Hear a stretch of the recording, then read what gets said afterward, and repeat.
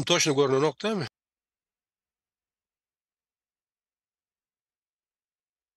Salam hormatly vatandaşlar. Akşamınız hayırlı olsun. Halmurad ağa, o Türkmenoğlu. Hoş geldiniz. Salam hormatly vatandaşlar. Türkmenoğlu, hoş gördük seni. Uzaktan beri haberlaşanda. Kemine sana da köp salam. Assalamu alaikum illeşler. Halmurada merdan assalamu alaikum hemmeňem. Bağışlarsın menem biraz şükür aradalar boldum şoň üçin. Tulen taýla oturan süjetlerim kep köp bolan material kän bolan elimde ben o dogrusyny aýtsam şoň üçin. Biraz ýyjal meni nesip bolsa indi kepde ýene şu dowamyny öwrt başlar süjetlerimi Allah ýol bersin. Ýene şunu näme üçin edýän streamimiň sebebi var. Men Ferediýan käwat daşynda ýene de oturum kommentariýlarda illeşlemden ýazýan hatlaryny şu Ors milleti ya şu wagtky Türkmenistanyny jenaýatçy topar hökümeti oturan öýünde atlanyp oturan jenaýatçy topara boýnama bizden illeşlemede itekleýän köp vatandaşlarymyzy şoň jogabyny beretmeli ýa şu gulçulugyň aslynda nereden gelip çykkan, näme sebäpli? Aslynda Orsiýadyň bizden durmuşymyzda, bizden ýurdumyzyň gelejeginde, taryhynda eden etmişleri köp kişi bilen ok, habary yok. Şo zatlaryň üstüne açmak üçin şunki streamy eden etmekli makul bilim. Ağaçlarsın illeşler benim şu an birazcık yaramok kızdırıp oturdum, önüme geliştim birazcık. Onun için geçirirsiniz. Birazcık hayalrak olsa. Yine başlamadan ben size bir adamın ortaya taktı. Aydık geçim sözlerini okatım İlk or şokap vereyim. Sonundan Aydar'ın kimin yazanmışını hayran alırsınız. Россия порождена и воспитана в противной и униженной школе монгольского рабства. Сильной она стала лишь потому, что в мастерстве рабства была непревзойденной. Даже и тогда, когда Россия стала независимой, она и далее осталась страной рабов. Политика России неизменна. Русские методы и тактика менялись и будут меняться, однако главная цель российской политики – покорить мир и править в нем есть и будет неизменной. Московский панславизм – всего лишь одна из форм захватничества и рабства. Türkmençe tercüme etsek, Rusya Mongol uluşunun neciz ve inmir kemsedilen mektebinde dünyayı ve önüvesi. Ol gulçuluk esas ustatlığını detay bolmadıklığı sebepli güçlendi. Rusya garaşsız bolanı da gulların yurdu bolmağını devam ettirdi. Rusya'nın siyaseti ütgüsüz, Rus usulları ve taktikaları ütgüdü ve ütgümünü devam ettirir. Ama Rusya'nın siyasetinin esas maksadı dünyanı basıp almak ve ona hüküm sürmek, ütgümez hiç şu an ve onun iyi olmaz. Moskvaň panslawançylyk basıp alşynyň diňe bir görnüşidir. Hem gulçulugyň bir görnüşi. Kimin innemşini kimin ýadyp aýdanyny bilesiňiz gelse, edil şu Rossiýa bir döwür şoňa çokunup rewolýusiýa döreden Karl Marx hem Friedrich Engels'in 150-nji tomунdan ýazgylar. Rossiýada hiç şu adlar çap edilen okdy. Marx hem Engels inferýarmy? Faktiski şu Russiýanyň sosializmiň gurup tutu sosializmiň baş tutuşçusy atasy diýsem bolýar şolky ýa Nemis Rossiýa hakda nähili sözleri hakyna seredende nähili öz müneňesine aýdýany.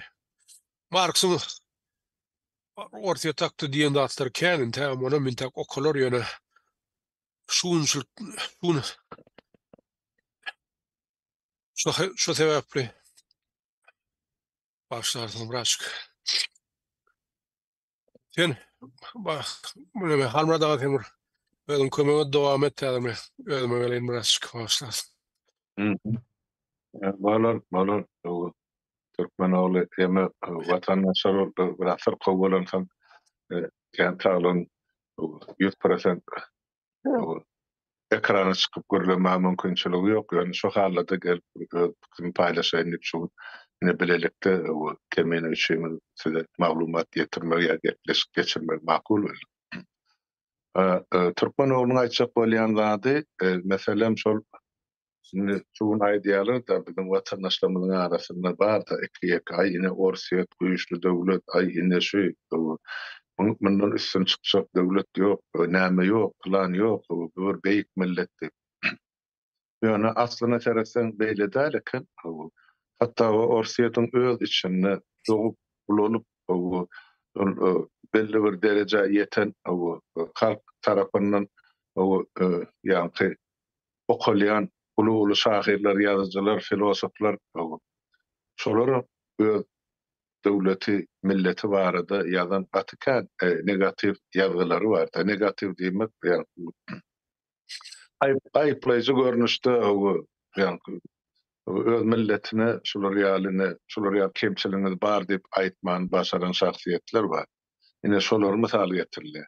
Ol Karl Marx, Friedrich Engels diýilýänlerim, olar şol ikisem nämes diýmesi alimy bular şol kommunizmin teoriýasyny işläp düzen adam. Galynyny kemine üstüne ýetiren. Men Karl Marx'ın Kapital diýen kitabyny okudum, elbetde ol uzak bundan 40 ýyl ozun ýatlarym çykypdyr köp zatlar. Ýöne şol Karl Marx bilen Engels'in getirýän düşünjesi ene şol ýa-ni kommunistik jemgyýet gurulmaly, dünýäde her bir adam ýa-ni öz mümkinçiligine, başarmagyna görä her bir adama da ýa-ni öz islegine görä üçinçilik formasy bolmaly. Kapitalizmi reddedip komünizme mesuliyet albatta şol iki teoretik ikisi praktikten durmuşa geçiren işleri yok. Yani teoride yazıp duruşulur realidad bolup biler ya bolaýmaly. Arada bolsa da ekilen kitap ilmi taýdana belki onun belli bir derecede gerek yeri bardyr ýöne şol taglimata ynanyp ene dünýäde yüzlerce milyon adamın barına täsir etdiler. Döwletler ýykyldy, imperiýalar dargap gitdi. Öňkü bar düzgünler bozuldy ýöne ornuna kommunizm getirip guran bir ýygyly zady ýok. Guran bolsa kommunizmin baýdagynyň aslynda kapitalizmin täze bir görnüşi urly diýip pikir edýär. Ol bazar gatnaşy bolmasa hiç bir döwlet özüni saklap biljek lekin onu ne durmuş tugut etdi. Yani şoňa kommunizmanyň milletlerin içinde bilen barynda türkmenler daha şu eteterik kılyança inanıp gezdik şolar ýaly jemgyýetiň gurup boljagyny Nikita Khrushchev barıp 61-nji ýylda aýtdy.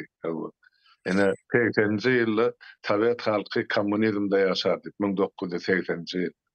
Ene 80-nji ýyldan bäri mene 42 ýyl geçdi sanak görýär. Hani kommunizm hiç zat ýok. Bütün halkları ağırlap bir küçücük bir toporun bahvidini yine yaşap o işler gelipdir. Onu elbette biz biraz geç düşündük vatandaşlar. O yurdun içinde, sol sistemanın içinde bu zatlar görüp bolacak geldi. Ne için? Sebep 80-nji 90-njy ýyllarda, 2000-njy ýyla çenli Türkmenler ya Türkmenistan'da bir demir kapasanın içinde saklanan hayvaniyal bolup yetişdik hemmem. Sebep daşar dünýäden habarymyz ýok. Gatnaşan ýerimiz ýok. Erkin o dünýälary gören ýerimiz ýok. Siýahat eden zat. Gitse de şol başlyklaryň çagasy gitdi ýa özleri gitdi ýa şol hökümete hyzmat edýärler daşary ýurtlara aýlandy. Emma halk köpçüliginiň bu meselelerde, bu işlerde gatnaşan gören daşarky dünýä bilen tanışan ýeri ýok. Şoň üçin biz köp zatlarda köp işlerde, köp meselelerde halk bolup kördäkin galy. Netijesinde mene şuun kuun görüp otur. Soňky 30 ýylda ne halkymyzy ne allap türlü ýollarymyz bilen meşgular ýaly gulçuluk derejesine ýetirdi. Şu barada ene şu taýda ýa-ni Türkmenowluň pikirini keminen okan okulary bar, ilmi bar, köp zady bilýär, tanış, şonum öwrenmek, bilmek. Maňa da degişli ýeri bar, o da okak görmedik zatlar barady.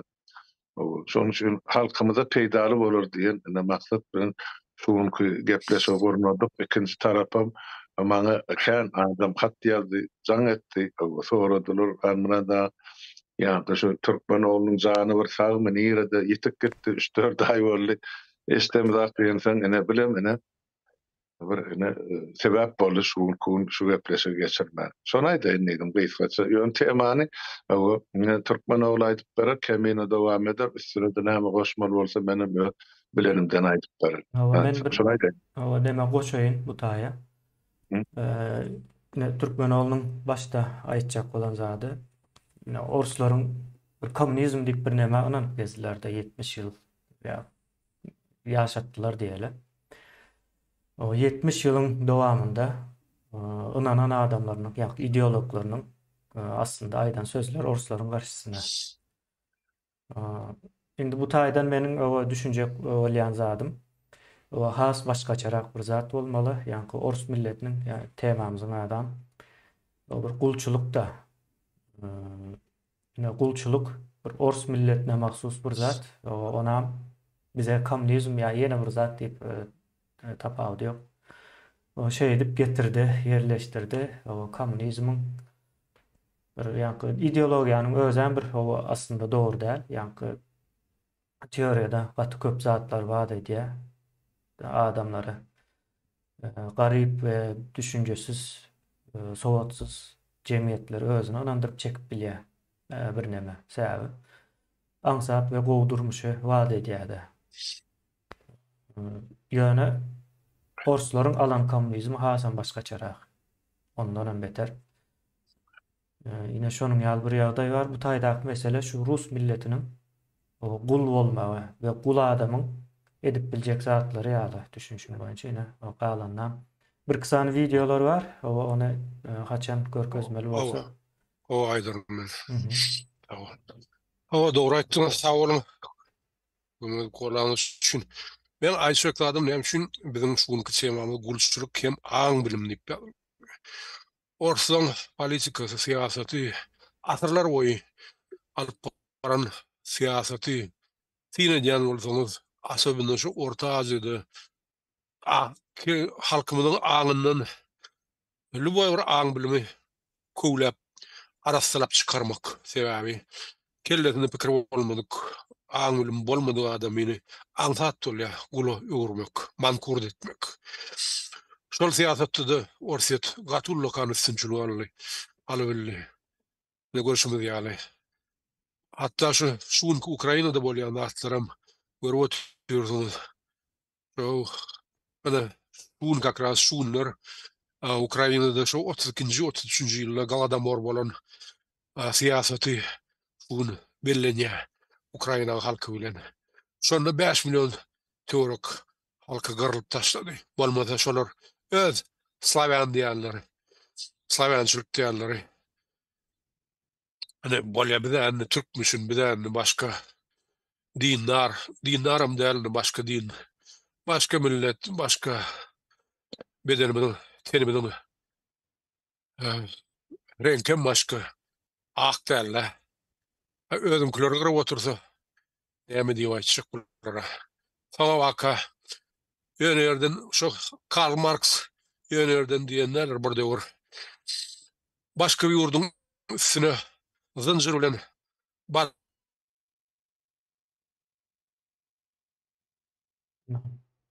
Sesi gitti mi? Awa. Can gelen olmagan akmal. Ýöne tägem şu 80% orsun milleti şu zatlara akıl çatan ok. Näme üçin?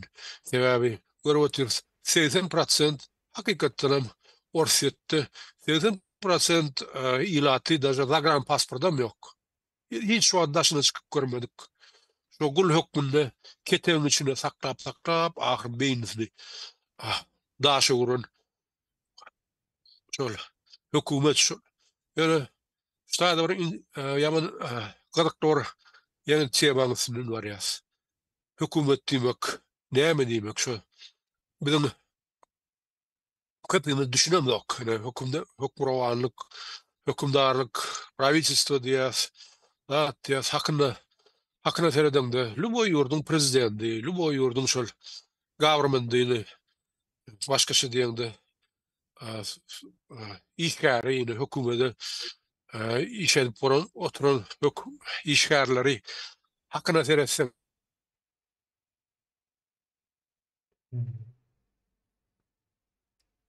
Türkmenoğluň interneti gowşakrak bolup biler. Birazrak soralım.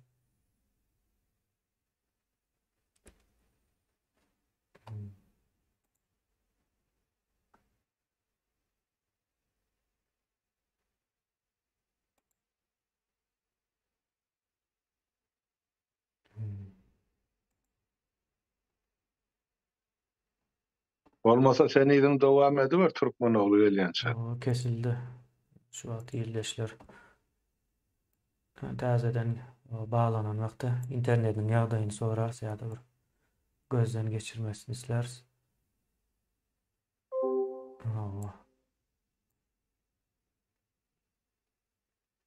Şeyler oldu. İlleşlerinde Türkmenoglu gelýänçe ýa-da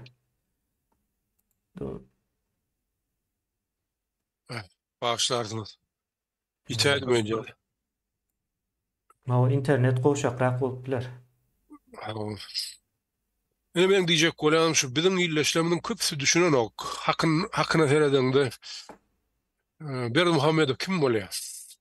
Prostoy bir klerk, чиновник, başgaça diýende. Orslaň diýişýärli prostoy bir raboçy ýa kapyň aldyna duran şwitsar. Kapyny açyp kapyny ýapmaly. Şu şwitsarlaram ene ştaýda görýän köp Amerikada köp bay jaýlan kapyny bellep şolara gow aýlyk töläp kapyny açyp ýapyp gow geyindirip muny şu ýylgyryp içinde ýaşaýan raýatlaryna ýylgyryp garşy almak hem uğratmak şoň uğrun tapmak şoň içinde ýaşap beren raýatlarynyň işini uğrun tapmak.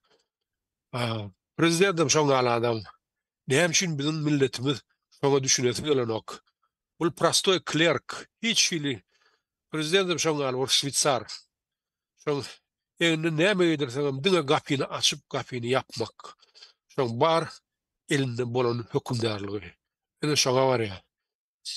Şoň üçin eger şoň galy ene bärde şoň gal şwitsar düzgünni bolsa näme bolar? Kesinlikle işinden kovulur, doğru değil mi? Ýöne Berdi Muhammedowyň käli hök halkyny kösäp edip başlasy pesinden ýagyny görler. Şol jaýyň ýaşaýjylar, doğru değil mi? Näme şin biziňkiler, biziň milletimiz şolada düşünmän, şonu etmäge ýagdaýlary ýok. Sebäbi aň bilim biziň kellämiziň, milletimiziň kellesinden düýülen çıkarılan. Ben şonu diyecek kolum. Şu hakta. Bağışlar. Allah. Türkmenoğlu Devam et. yankı o hassalyk birazrak nemerek ýaly. Aynı ýerden sağır. Nime ders? Bolmasa başga bir gün hasam geňişleýin dowam ederse hazırlykça şeylerek dowam edelim. Bağışlar. O indi şol yankı gatty dogry bir meňzeşdirme. Gapyny açyp ýapýan bir klerk diýilme hasam dogrymy kan diýen. Klerk, yankı klerk näme bolýar aslında? Taňry bilen guluň arasyndaky näme? Habarçy ýalap bir zat da umumyň aýdylanda. O imam ýene näme? Yankı Taňry bilen guluň arasynda durýan bir adam manysynda. Ine bu taýda da Taňry ors bolupdyr. Gullara ne raýat, raýatyň manysyny bilýäňiz, raýatyň manysy goýun sürüsü diýmek Arapçadan. Türkmen milletinden gul edilip saklanmagynyň esasy nemesi şo ýerden gelýär. Ben düşünen zatym ve näme düşünjämem şol. Yani her türlü pencereden seretsen neticesi şol bir zat olup çıktı orada tapawdy ýok. Haýsy görünüşde pikir etseň hem netijeye gelen wagtyň şol bir zat elde edýän ýa Türkmen milletine hem gul edipdirler. Edil Orsetdäki halkyň ýagdaýy bar. Orsetdäki halk 14-nji asyrdan bäri 14-nji asyrdan bäri Moskwa diýilen bir şäheriň bardygyny kabul etsek, 14-nji asyrdan bäri şol Moskwa we daş döwründäki adamlar gul. Iň esasanam nemesi girdejisi gul sövdasy şo ýerlerim. Gul sövdasyny edýän ekenler. Misal üçin Arap ýurtlaryna Afrikadan gul gelýän bolsa, Ýewropa ýurtlaryna da Orset tarapyndan gul gelýän eken. Şeýdip gul edip Ýewropanyň ýa-da şo döwrüň Rim bar, Gündoğar Rim, ýene Günbatar Rim diýip soň Mukaddes Rim imperiýasy şeýle nemeler bolýardy şo döwürlerde. Şolara gul edilip satylýan, gulun öndürilýän ýeri. Tariha seyretseniz hem şo zatlary görürsünüz bar. Aýna men aýtjagym şeýlerek düşünjäm, ýa-ni düşünen zatym boýunça.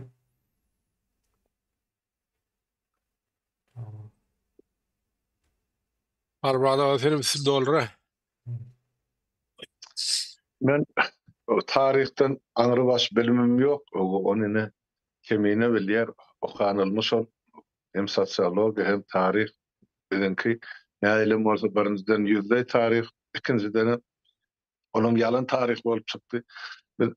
Sowet zamanında doğulup Sowet zamanına ulan çağı we ýaşlar men öz neslim baryndaýdy.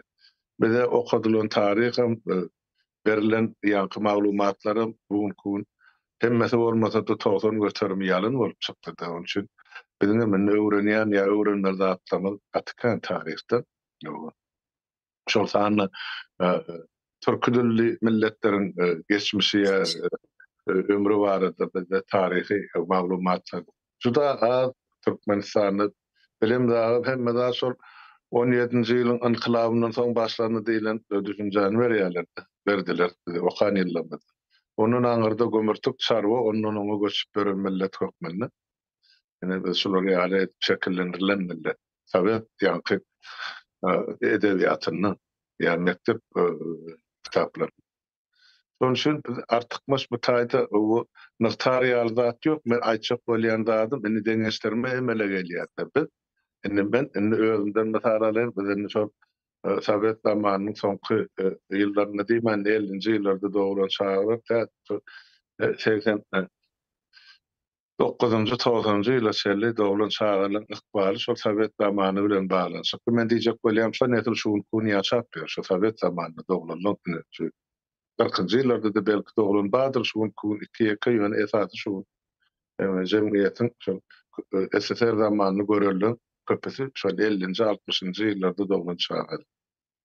Biz näme gördük? Şol döwür biz pikir edýärdik, ene Orset aty bir güýçli millet, döwlet, Orsla biziň ene uly doganymyz, şular bizden kän akylly, şolaryň görkezden ýoly bilen gitsek, ýalňyşmyr diýilen düşünjäni bize şol mektebe baran güllemizden ýa beýlek çağır, kimde şol çağırlar bagyna gatnaýan bolsa şo taýdan goýulyp başlady. Lenin biziň babamyz, biziň soňra Oktyabryonok, soň pioner, soň komsomol, soň kommunist, şeýdip 4-5 tapgyra bölünýärdi, Sowet adamsyň. Kim şol kommunist derejä baryp getse ýa part biledini alsa, partiýany biledini, şol partiýa degişlik bar. Demek oňa bir topar ýeňillikler bar durmuşda, işde, kazançda, garada berýän bähbidi kän adamlar şoň üçin biraz şol mekirrak bolarlar, partiýaga girip başladylar. Şondan özlerine bir peýda gazanmak üçin. Ol ideologiýa uğrundan men kommunist döşün göre Türkmeni men görmedim. Soňky ýyllarda sebäp oňa da ýeme bardy, esas bar. Haçanla ýa-ni 91-nji ýylda Türkmenistanda Kommunistik Partiýa ýatyrly. Şol döwür Türkmenistanda 70 000 kommunist bardy. 3.800.000 ilatly Türkmenistana jemi 70 000 kommunist bar. Şolar ýolbaşy organlary, şolaryň uğradan delegatlary Aşgabatda ýygnandylar. Hemme şol futbolu köşk diýetler, şol mezlislerde girenler, hemmesi kommunist bolup girdiler. 2 sagatdan soňra şolaryň hemmesi bir agazdan demokrat bolup çykdylar. Pikir edin. Hani bulan ene okan taglimaty, hani bulan ýa-ni bütün halkyň gulagyna goýan ene kommunistler ene öňde barjy güýç, ene biz kommunizmi gurarys, näme dertip diline aşgatyklan adamlar 2 sagatdyň içinde beýlesine öwürli. Teppe şöwre tersine. Ine bulan edar içinde barjy ayal bardy.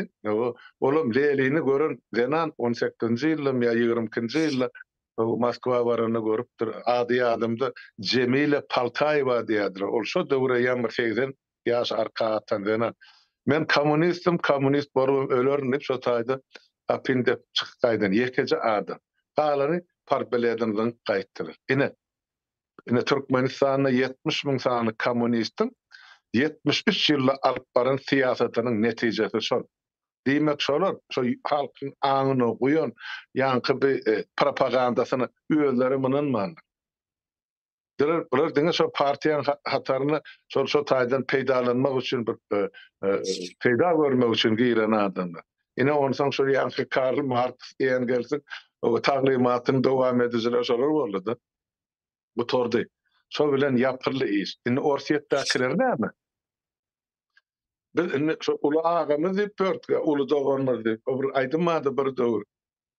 Orsogonum gel, Moskwadan, Leningraddan gel diýip pogoyna Türkmenler biziň radiýamyza aýdardylar da. Ine şolar gel diýip çagyrardy.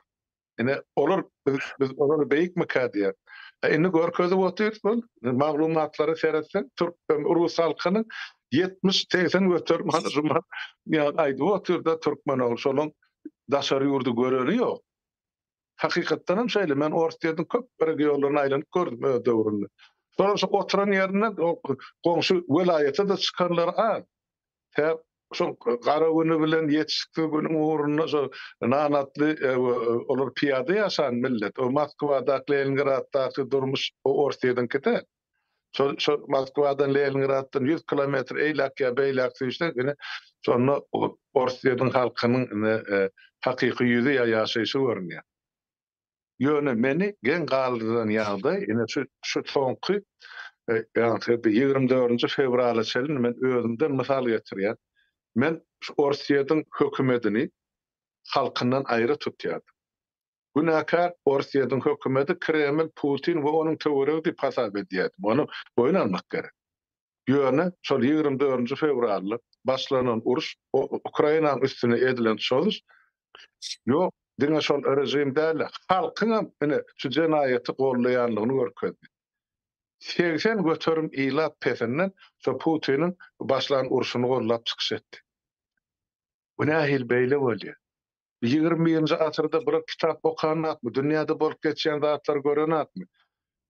Bulan tapy bilmedi ýagasy özleri boldy. Seredin bir bolýan ýagdaý bagyşlan wagtyňda ýanam bolsa men düşündirip tutaydy. Ýa-ni SSR ýykylanyna bular çykyş etdiler. Ortiýetlen şovinist. Ine biz Ortiýet, Ukraina, Belarusya 3 tane ine ýa-ni Slavian döwleti bol. Kökümüz bir dine özümüz alıp çykar, beýleki Orta Aziýadaky çurkalar, çurka diýmek şol bize ýa-ni göwniyetmen aýdylýanda çurka diýmegen bir kesilen agaçyň bir bölegi bolýar da içi boş haňlap duran. Şonan beti. Biz onu öz başyna biz ozalym olary ekledik, sakladyk. Indi biziň öz baýlygymyz özümize tergülýärli ýaşar 3 tane Slavian döwleti diýip 10 ýyllap şunu käkelek gezdiler. Canım. Bize sarpık değil mi ol? Ha, oruç yıllarını bizden Orta Asya'dan akidilen, Merkez Asya'dan akidilen eskerlerin sany sadece ors milletin, diňe ors milletin sany bilen alanda prosent hesabynda milletin sanyny gözden alıp, göz öňüne tutup, onu bizinkine has agdyklyk edýär. Gatı doğru.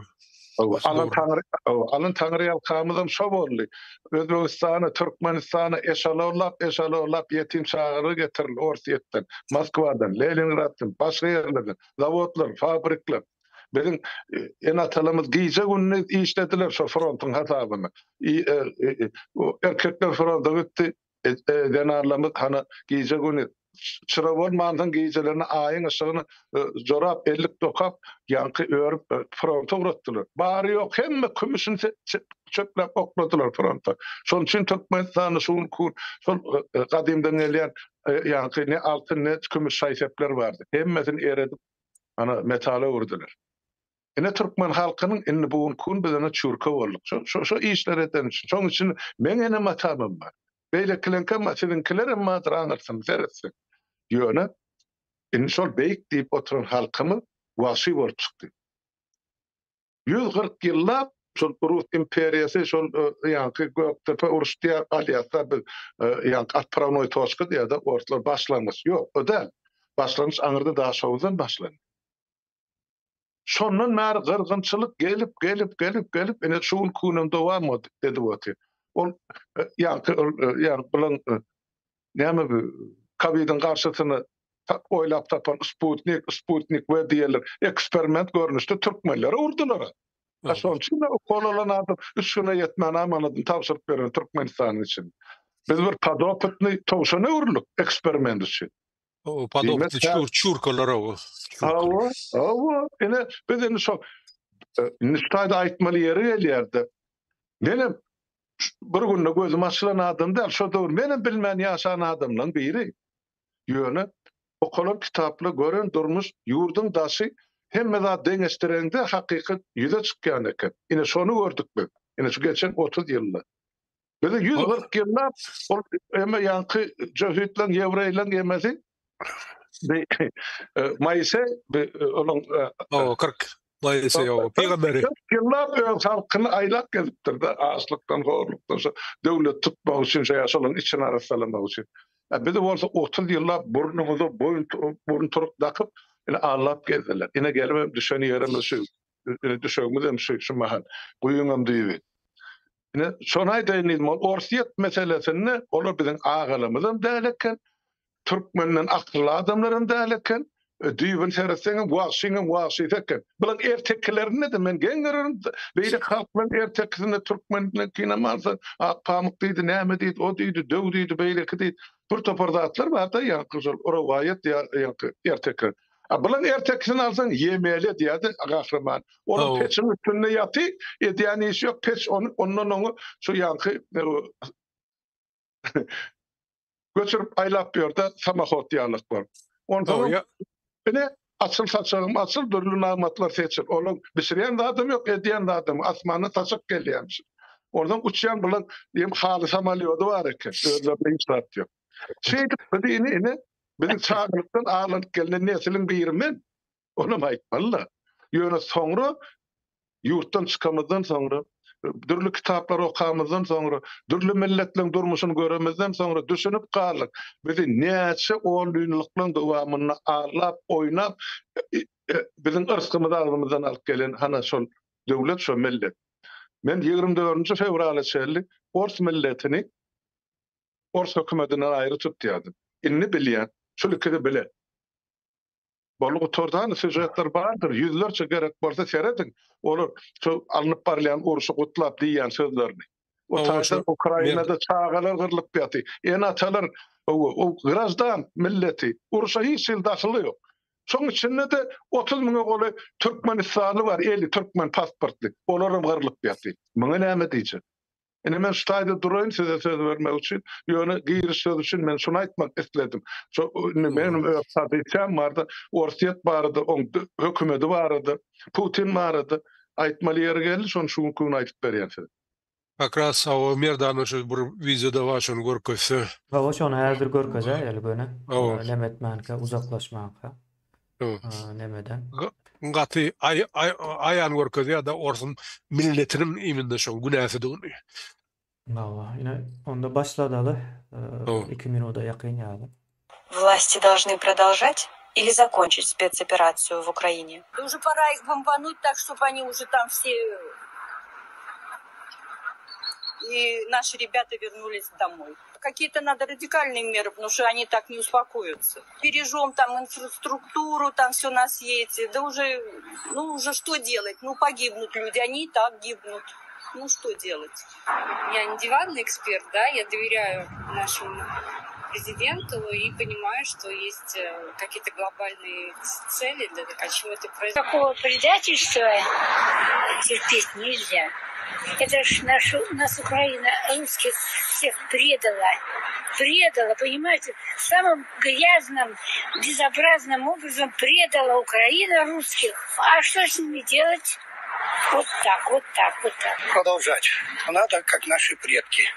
Осиновый кол в Киеве пить. Все. Продолжать до конца, как взялись. Мы Россия, мы великая страна. Понимаете, и как мы можем не справиться с какой-то маленькой страной? Это не может быть такого, понимаете? Надо все продолжать до победы. Мы только надеемся на победу. Потому что ради вас, ради внуков и правнуков.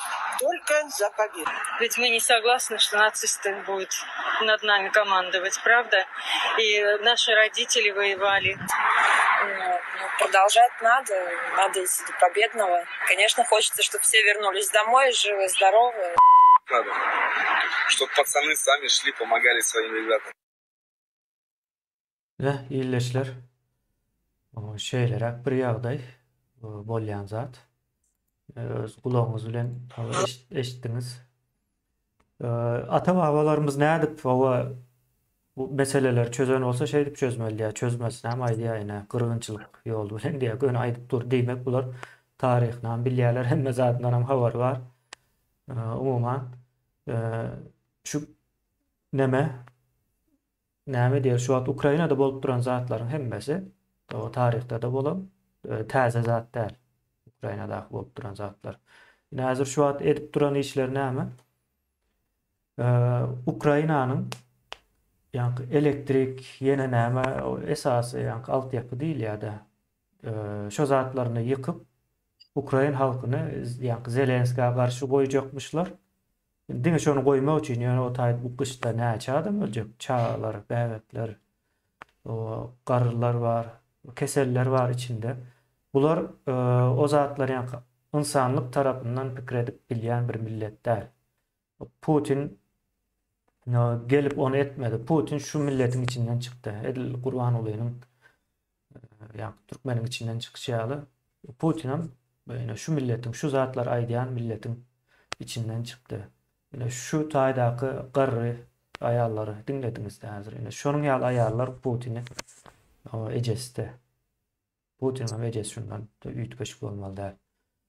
Sonra bu milletten hava nahili bir qowluğa garaşmalı. Indi bu zada o bir gırawyň yine 21-nji asyrda ýaşaýandyklaryny bilen oklar. Bular entem çol orta asyrlarda 19-njy 20-nji asyrlara çelli bolan aralykda ýaşap ýörler. 21-nji asyrda bu ýazatlar bolup bilme mümkinçiligi ýok. Çykyp aýdyp durlar açaçan. O döwürler o eşden dersinizdir. Diňe orsun hawa gyrgynçylyk edýän goşuny bilen yüzleşendir köp milletler. Yani şu wagtky milletin pikirini alsanız yine häzirki pikirini aýdyp duran Ors milletinin pikiri. Bu zat ýanky Putin bilen baglanşykly däl. Eğer birler çıkıp biz Putin'e karşı ýöne Rus milletinin ýanynda diýip aýtsa, ene bilin ol entek o nemeden çykmandyr gulçuluk ýa-ni gula gulçuluk edýär-de umuman. Rus milleti bir gul. Şu zatlar aýdýan adam hökman suratda gul bolmalydyr başgaça. Erkin adam bu zatlara aýtmaýar.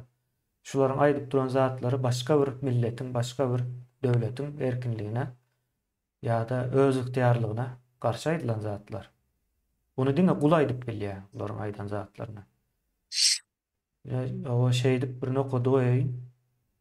O öyle sen doğru belirlek geçtin.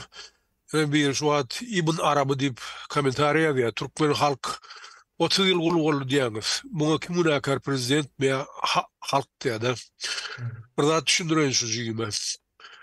Bir döwürler arada bir İngiliz generalyň bir zapislaryny okudum da. Şu 18-nji asyrda bolan zat Türkmenistanly. Bilmedik bolsaňyz o döwürler türkmenler gapsyny ýapan okdy hiç wagt. Şeýle ortada milletdi. Adamlar hakykatda onanjaň şu Amerika İngilizler ýaly hakyky ýüreginde hiç zat ýok, gapsy ýapylmaýan hiç wagt. Ya owurlyk ýokdy bizde hiç wagt. Bizim milletimizde. Eden şol genally nähili türkmenler diýe soň diýen sözi nähili türkmenler garip ýaşasalar böyle diye. Bu kaşlyony ýitirdi. Epesli pul bilen, ullu kan pul bilen. Onu şoň iksada yetmen, şonu tapıp bir türkmen oğlunu tapıp ýyzyna getirip berýär. Şu İngiliz generalyny ben ýitirdim diýip, şoňa hayran galdy da. Şoň üçin bärde prezident doğru aýdýar ýyldaşymyz, prezident Gulakar däl, prezident ýa-da diýişimiz ýaly Şwitsar. Ýöne bärde şu Orsiýanyň asyrlar boýy alyp baran politikasy. Ýöne ýerden däl Россия самая читающая нация diýip öwlýärdiler de. Iň bir okumuş. Ýöne şol okuşlaryny da bilen bar okawalandady nädip gulşluga salyp nädip basyp almaly başga milletleri. Ýöne ben nädip boldy bu hakda da bir adjely peredaça ederim, bir sujetlerin häzir size bir misal getireyim. 50 yıl bundan Amerikan bir psihologi Martin Seligman bilen ýagny adamlaryň erkimiz baradaky bilýän ähli pikirlerimizi tersine döndürdi. Seligman şu Pavlov'un şertli refleks, uslovly refleks diýeni şemat boýunça itlen üstünden sinaw ýagny eksperiment geçirdi. Ýöne Pavlov'un şu eksperimentinde itlere şonda et berilen bolsa onu signalyň sesine bu itlere gorky refleksini döretmekdi. Ýöne Rus alymynyň eksperimentinde şu haýwanlara signalyň sesine et berilmeli bolsa, Amerika alymynyň signalyny şolar ýaly signalyň sesine elektrik togunu vurmagyna emele gelýärdi.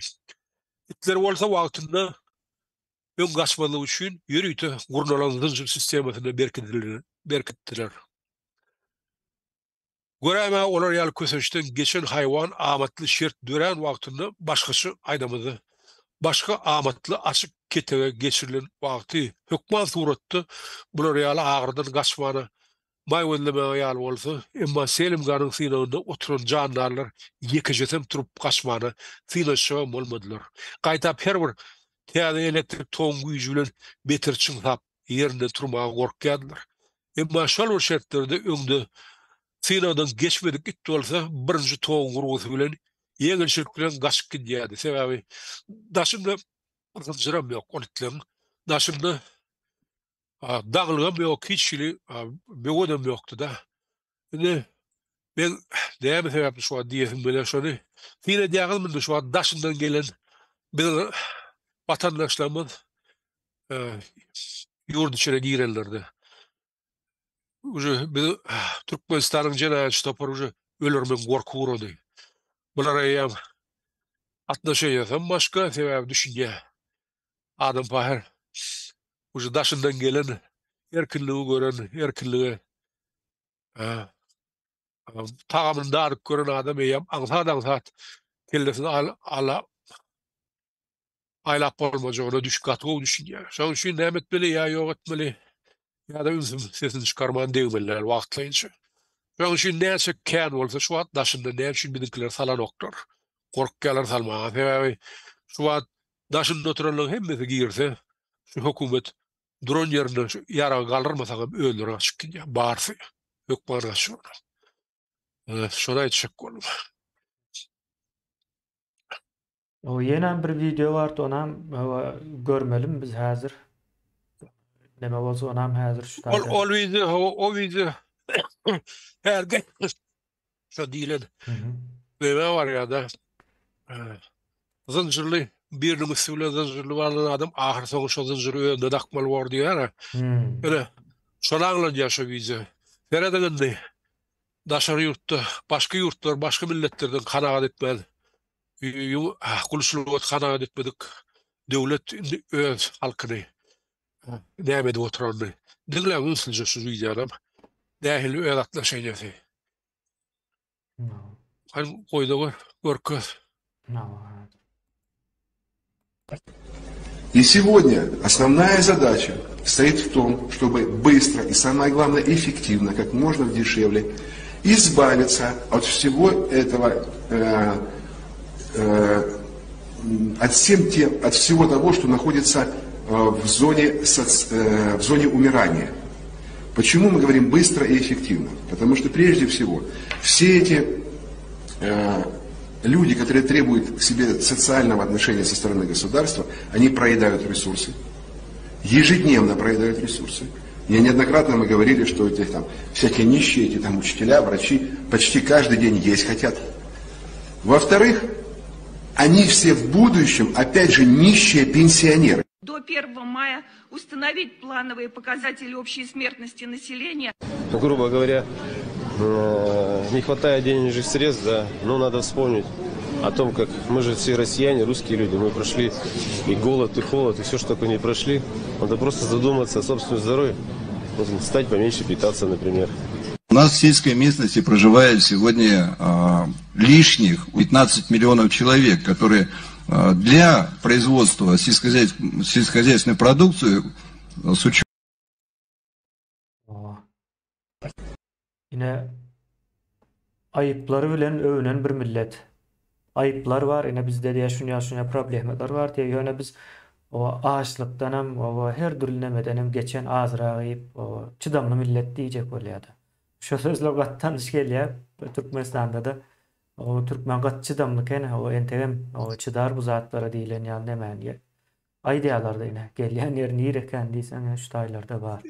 Yani kısa beğendim diye dinletmedim şu tadı değil mi diye. 15 milyon diye artık mas halkımız var diye. O ne hel böyle diye oluyor adam. Bana düşündürdüğün lan. Onu da şu hükümetin adamı mer Moskva meri 15 milyon artık mas adam diye kararlar artık mas mısın için bunlar için ya. Öyle kararlar onu da. Onu düşünüyorum. Öyle adamlar öyle rahatlarını şey deyip böyle millet bir de ne utanır ödeyeceğim mi? Kime ne utanır? Ben hayran şöyle.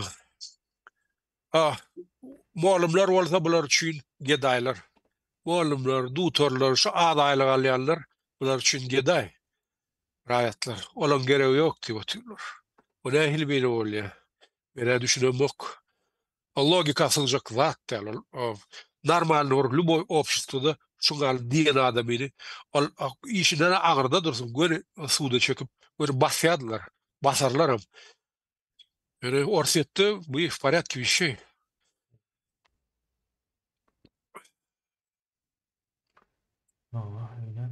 İlleşler nerelerden ne edip geliyor? Halmıra daha söz verin. Berde yenen bir aydılmalı az hakikat barda. Şu SSR yıkılarına bizim illeşlemedin köp bölüğü deymen bir belli bir bölüğü Türkmenler beyleki milletler şol sany Rus milletinin aslı Rus milletli bolun Türkmenistan'ın garazdalarının bir bölüğü Türkmenistan'ı terk edip Rusya'da Ukrayna, Belarusya taraf göçüp gittiler. Şol Niyaz'ın diktaturasından kaçmak maksadı bilen ya diline getiren seneler şo boldu da bizene diktatura çıdap bilecekler şol için göçüp gitmeye mecbur boldu. Enne görüp Türk bolu bulan duçar bolan diktaturası Rusya'daki diktaturası ya Belarus'taki Türkmenistan'ın kadının has elhenç bolup durdu. Bulan inni elinden şağasını alıp Putin ana urşun odunu oklattı. O çağanlarım odan men bir gepleşigimde aytıp geçtim. Şeyle kıyın döwürde, ağır döwürde. Şu iman işman ya özünün emedini özünü harc etmeli zatdan yüze vurup şu çağamız bolsun dip yine dünya inerlen çağalı şu kun hana frontta iki taraftan vepat bolýar. Ukrayna taraftan, Rusya taraftan. Yine bular yine ıkbaly şeyle bol. Indi gaçyp giden türkmenlerimiz bar da, ya Türkmenistan'da, Russiýada türkmenler hem bar, beýleki Ors, Ukrayn dürli milletler. Indi olar maňa zannet diýende habarlaşyp dur, men taşyn akly bilen, Ukrayn aklylar bilen, Russiýadakylar bilen käme aýdýaly bizde özümüzi halat etdik boldy, diktaturadan çağalamız diktaturanın elinden wepat bolýardy. Ene bu çarkı pelek ayrılıp gelip beni bulanın mağlayından uruptu. Ene olar bu taydana kaçıp kayttır öýüzlerini taşlap, bu tayda da ene ýany bir zatda gurunana ene ýene uruşturdy. Ene Ukrayn halkyna ortlar bombalap bolan bar gurunu ýykyp oty. Russiýadakylaryň ene erte böwrüň sanksiýalaryň esasynda ya ene bulan tölemeli hukuny bar. Şoň esasynda ya dargap gitmeli döwletiň esasynda bularyň hiç tasy bar. Ene diktatura ya da hökmürawalygyň getirýän netijesi şo boldy. Diktaturadan gaçyp oturup bolana, ony diňe ýeňip oturup bolýar. Men şu pikir ymykly geldim mundan 10 ýyllar boldy. Täp ony onuň gaçanyň bilen sen islämlik ýerde tapyp bilýär diktatura. Gaçyp oturup bolan meselen çözmeli. Eger adamyň bedenine bir kesel bar bolsa, şonu bejermesen sen şo keseller ölüp gidýär. Ene diktatura da şoň ýaly. Şonu kökü damarlaryny kesip taşlamasak organizm täzelenip bilmeýär. Onu kim kesip taşlamady? Ýene-de biz halk. Eger biz şu meseleni biziň en atalarymyzyň çözmeýişi ýaly, biziň neslimiziň boýuna dakyp ölüp giden bolsalar, indi biz hem häzir şu meseleni çözmek, ene şu kıýaşyň boýuna dakyp ölüp gitjek bolsa, olur mu çağlaryny hiç taýt etmez. Şeýdip millet ýetip gidýär iki ortada. Ene en gynançly ýeri şol. Biz ownap çağalyp öwürlüge bir döwürde galyp bolup duran millet, türkmen milleti. Ýoga indi han şol. Han ol e-postaky ýa-ni öwürleýän gahrmanlyk hiç birisi ýok. Täp şu milletin külün çykardy. Öwäp un etdiler, çağa etdiler, ýere siňdirdiler. Indi şu günni elbet peltel çıralyp şu halk üçin jany bermäge taýýar adamlaryň sany barmak basyp sanaýmady. Elbetde azjykdan ýuwaş-ýuwaşdan köpelýär. Ýöne biziň isleýimiz çeder. Isleýimiz eger şunu çarçyljak bolsa, onu biz 10 miňlap, 100 miňlap şu mesela doğru dürk düşünýän adam bolsa, ýani şol türkmen ol başda aýdyp geçdi-de, şu daşynaky milleti şol içine salsalar, bir hepde ýetmän şo hökümet partlamaly. Hakykatdan hem şeýle. Sebäp bolar azatlygyň, azat durmuşyň, azat halklaryň ýaşaýyşyny görüp indi täzeden gul bolmak isleýän akbardan barly. Bir günde bolmaýar. Bir ýylda gul bolmady. Ýöne 5 ýyl, 3 ýyl, 10 ýyl tepesinden taýak döwseler, bular ýene-de täzeden mankur döwürjakdy. Şoň üçin şu meselelerin çözgüdüni hökmen tapmaly boljak watandaşlyk. Ýekelikde oturup tapaly. Oğluklar döredip tapaly. Başga bir ýol bilen tapaly, ýöne tapmaly. Ene başga biziň çykylgamyz ýok. Öňümizde mene şeýle görýän meselelerini. Gaty dogry aýdýaň. Halmada şu sebäpli men bir aýtjakladım watandaşlarymyzy, ýyldaşlarymyzy şu arada aeroportda diýär biri çaýat durupdyr diýär. Aeroportda daşaryrda uçup oturanlar diýär, şu Türkmen maşyny aeroportyna uçup oturanlar adamlar diýär ýylda salyp diýär. Ýylda goýurma kawit diýen bollar, mazak almaly bollar. Ay biz wahara tapyp ýyllaň eden şykdyjyda seretmän zat etmän. Ýylda gaýtyryp otyrlar diýär şu pulhan tamamyndan biri gelýär agyrda immigrasiýa gullugundan gelýär diýär şu gapyda duran diýär. Şonu goýberersiň bular bilen işim ýok diýmişin. Ay pul töleninde biz şu pul tölenleri. Men diýjek bolýan adam. Iň bolmany başlatygy gelse öz hukuklaryny gorasyň gelse iň bolmany şoňa haram zadalyň suratlaryny alyň. Familiýalaryny, danlaryny bildirtmän alsaňyzam çykaryň, iýeriň. Siz hakda hiç kim bilmediýär, şoň ýüzünde şo haram zadalyň ýüzüni biz tutuş bilde de görkezeriz. Bir olmadı, ikincisi olmadı, üçüncüsü olmadı, ahırmıntı neticesi gel uğrar. Halkın oyun başlarını düşünür sonra. Yani hazır sesiniz çıkarmanı, lal ol otursanız, hiç tadı ütkemen daştı oranız dedi. Şoňa da yaşarsınız, yine de köp vakitlap. Ben şuna aýtjak boldum. Iň bolmany özüňizden başlaň, haçamy. Yani aňylimli, düşünjeli adamlar garşy durmak gaty kyndyr. Dedim şu itlere Selim Ganyň itlerine dönmäň. Aýdyr tok uran bolsa, tok bilen ursalar, yumruk bilen urun, pıtradyň, küledim. Ýöne edim bir zat. Iň bolmany nähil bolsa da ölersiňiz. Ahir soň ýöne adam şekilde ölmekmi ýa-da doňuz şekilde ölmek siziň saýlawyňyz. Diňe siziň erkiňizde hasaba şogaldy. Adam şekilde ölmek hem ýaşamak ýa-da doňuz şekilde. Böyle siziň saýlawyňyz şu. Ete wasy gumur. O eger neme bolsa Cemilem bilerse o Türkmenolunu ýa-da dondurmaly. O bagşlarsynız bu ýa-da ýere bıraş. ilk başta eşdilşýal däl ekeni o alyp çykaryn diýip özüm şeýlip nemetdi ýöne. Wagt 2 gün dildeşik bolýardy şoň. Ýaraman ýatdym da gyzyryp intam aşylmadym şoň üçin häzir. Awa muny täzeden awa neme däýers, awa has giňişedilen awa çykyş etdiler ilerki günlerde. O ýöne bahym ösüretler dowam ederim bir nesip etdiler. Awa ýa-ma Türkmenowly geçdigi bolsun, ondan menden saňa nasihat halkymyz sen sözüňe sen çykyşyna garaşyp otyp, onu aýtmak berip. Sen öz dinleýijiň bar o adamlar o nire aýtdy diýip ondan daş töwregine garanjak ber. Eger düşmany görülür maýly arym çykyş edipdir.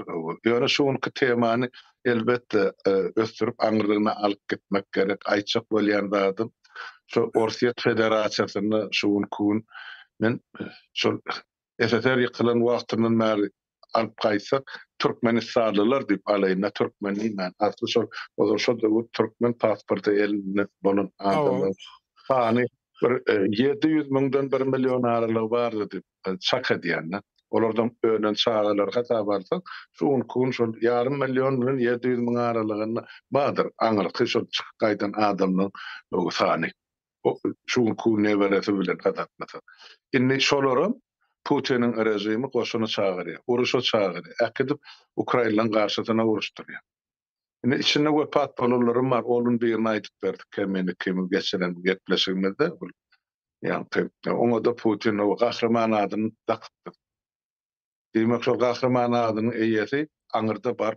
Gorbak näçe Ukrainanyň ölümine sebep bar. Sebep bar. Onu hiç kim hasaplarına. Näme üçin Türkmenistanyň göçüp gelen maşgalan ogly Orsiýetin hataryna gulluk edip bar Ukrainalary öldürmeli. Ertesi gün uruş otarandan soň Ukrainalar Türkmenler barada näme pikir eder ýa näme bize güne bilir. O zatda barada oýlanmaýan kaýanatylar. Ene şu taýda şu Orsiýetde ýaşap beren Türkmenistanyň garajdalaryna çykyp boldy. Ýa iki pasportlylar bar o taýda, iki garajdallar. Hukuky ýatyrlanmanym bolan elinde pasportlar bar, gidip gelip duranlar bar, garynja gatnawy. Ya Türkmenistanyň alybilerini, götüribilerini ogurlap gaýdaly bar, Orsiýetde meselen. Sizden näme jogap soralar? Erte bugün ene Orsiýetde rejim çalyşygy görnüpdi. Ýeňişem Ukrainaň tarapyna arkasyna boljak, olam görnüp duranda. O goý kynçylykly bolar elbetde. Ölüm sany kän bar. Oňa da biz düşünýär. Ýöne Ukrainalar öz topragyny gorýar. Şoň üçin olar ýeňişem olaň arkasyna bar. Ýöne soňra sizden hem jogap soraljak. Şonu ýatdan çykarma. Sağ olun. Benim şu sebep koşuşukta adamma. Benim şu kakras bizim şu Türkmenistan'da şu hükümete boyuna oturan işgärlerine yüz tutasım belli. Ben o köpüsü katgoran olya da mertebemde deýän diýip zatdyp. Siziň mertebeňiz ýok, olanlar. Katgorsaňyz görmeseňiz, siz hakykatdan haýwansyz. Eger prastoy zatlara düşünmeýän bolsaňyz, şuňal zatlara ertesi gün şu hökümet haşanda öz halkyny kurtarara, şunda siziň çağalaňyzy zynjyrdakyp başlar. Geçek geriňiz ýok, hemmeňiz gaçyp geçmersiňiz da dogry dämi? O pul waýlar o gaçyp oturlar, men görüp oturýan şaýda da Amerikada da şolaň çağalary baýnap oturlar. Keýp edip. Ýöne Amerikan kanuny boýunça bolan soň, Türkmenistanyň hökümeti bulara garşy iş gozgamaň soň bular paka ýaşap oturlar. Ýöne Türkmenistanda hökümet, täze Türkmenistan çalyşdygy Yok bana Amerika'da da, Kanada'da da, hem de dünya yurtlarında oturan şular yani haramzada Türk bölümünün sağalarının içinde yeke-yekeden çıkarıp yeke-yekeden iyilirip şeydip çıkarırız. Hem de cedağını veririz. Küçük yerinde yoksa abi. O bolaymalı iş. Ben hakta sonrasından halımlardan sen diye ben iyilime değermeyen indi var ha şu beni gavra saldılarım şu gitmeyen kam. Yani bile din olmadı bir kısansına at giderdi. Ola toşlu bilen ben. O şey. Artar kaynar olurdan. L'Oreal erkeklerimiz köpel uğra, köpel otur, görü otur. Anam. Allah yol versin. Allah salarız. Nesip olsa. Benim bilim, ağın bilim. Sonra östürüm köpelden oğlanlar. Kıyılar, cüyler de onlar. Eğer Türkmenistan'ın size hakikaten ben yurdumuz siz için bir gımmatlı bir zat. Bir ağlayan olsa ağrınızda boş sözlerle hakiki Türkmen olsa onunla siz özünüzden düşünün uğrarsınız. Siz düşünmeseniz sizin şağalarınız düşünür. Öyle sizin şağalarınız düşünürseniz sizin yüzünüze tükürür. Şağalarınız. Şu ikinci vatandaşından sonra münglerçe Nemis'te sallatılan ofisörlerin şağaları öz kaklarının yüzüne tükürüp atkada düşüyorlar. Onlar tarihte de kän bolan suçlular bolly. O kak görseňiz düşünürsüň näme hakdy edýän, gurur edýän. Şoň üçin bamy only men soradym bile sizden onda kakoy smysl häzir çağa men düşünýär. Her ýene çağam üçin şo gowy ýaşasa şoň üçin hem bedatlarım hem bedatlıklara da razı edip jenayet işe de baş koşup otursunuz. Yani sizin çağlarınızda gerek mongal zat. Bu özünüz düşünün yok mu şu öz çağlarınızda bu medvежью услуга оказывается. Ya ertesi gün sizin çağlarınız вас проклинать будут. Değerlisiniz size öz perdentlerinizden. Hakiki. Şuna şükür. Sağ ol Türkmenoğlu. Bunun üstüne sonra hiç dert yok bizde. Hem aytın mal azı hakikat aydıp verdin. Neticeni çıkarmağa ana şol aňyrda oturarlara bağlı. Hökümetin daşyny hyzmat edip bererler, gurşa bolup durarlar, öz halkyny edip oturarlar. Beşay üçin imanı satarlar. Oturun, oýlanyp pikirleniň, özüňize gerek netijeni çıkar. Şonu aýdyn. Kemene şu ýerde Cemil Tegan bolju. Hava Cemil'le, o Türkmenoğlu o güýçli edip aýdyp berdi bu zatlary düşünüpli. İyileşlerimiz hem o düşünýä 2 ýyl mundan öňki ýaly däl. Indi o Mustafa Mustafa düşünüp durlar. Öňkisinden gaty gowy. Bolýam da sağ olun. Sağ olun iyileşler. Sağ ol. Aman aýagy üstüne gal senem gel. Sağ ol harmada. Sağ ol. Sağ ol. Berdan sağ ol iyileşler. Sağ olun. Sağ olun. Sağlıklı görüşelim nasip bolsa. Sağ olun. Allah yol versin.